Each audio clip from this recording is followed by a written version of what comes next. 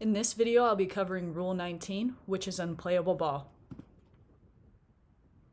The purpose of Rule 19 is to cover the options a golfer has under the Unplayable Ball rule. This allows a player to choose which option to use, normally under a one-stroke penalty, to get themselves out of a difficult situation anywhere on the golf course except for a penalty area.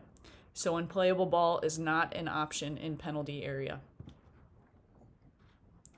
The player is the only one who can decide if their ball is going to be treated as unplayable, and then they can proceed under penalty relief in this rule, 19.2 and 19.3, which we'll go through each of those here shortly.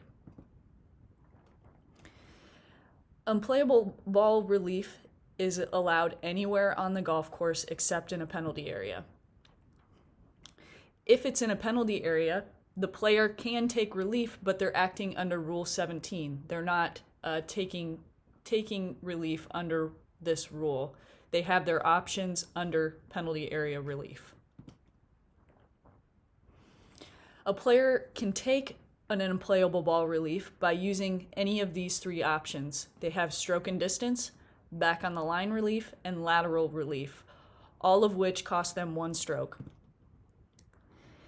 The player can take stroke and distance relief under 19.2 even if the original ball has not been found. For the other two options, option 2 and 3, because you're using the golf ball to determine where you take your relief area, the golf ball must be found in those cases, but for stroke and distance, it does not.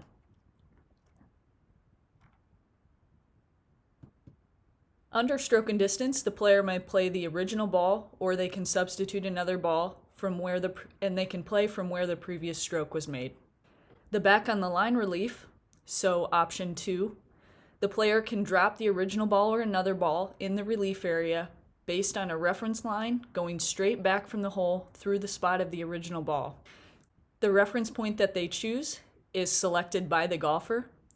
It's on the reference line, and it's farther from the hole than the spot of the original ball, and there's no limit to how far back they can go on that line. When they choose this point, the player should indicate the point with an object such as a tee, so that we can know if the golf ball has left that relief area if a golfer needs to redrop. If the player drops the ball without having selected that point, the reference point is treated as being the point on the line that is the same distance from the hole as where the ball first was dropped and touched the ground. The size of the relief area is 1 club length, but the location of this is limited. It must not be nearer the hole than the reference point, and it may be in any area of the golf course. But if more than one area of the golf course is located within that 1 club length, the ball must come to rest in the relief area in the same area of the course that it first touched when it was dropped. Now we'll talk about lateral relief, so 19.2c. The player may drop the original ball or another ball, and it must be in this lateral relief area. The reference point is the spot of the original ball. That's what we're using.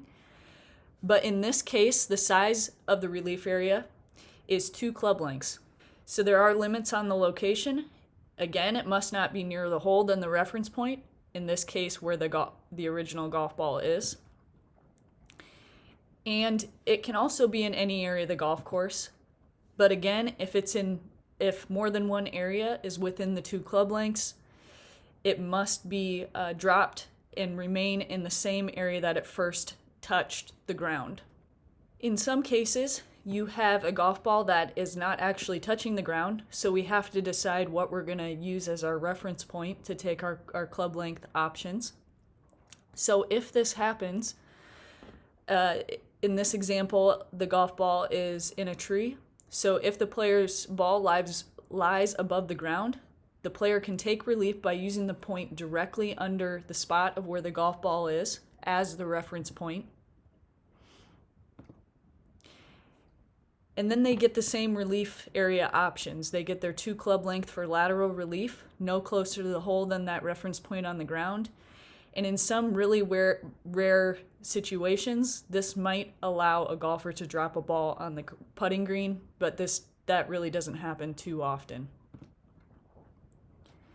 So the penalty if a player plays from a wrong place, so they do this improperly, they don't take relief correctly, is 2 strokes in stroke play, loss of hole in match play, or known as general penalty. So let's talk about your relief options in a bunker. So when a player's ball is in the bunker, they can take unplayable ball relief for 1 stroke under any of the options in 19.2.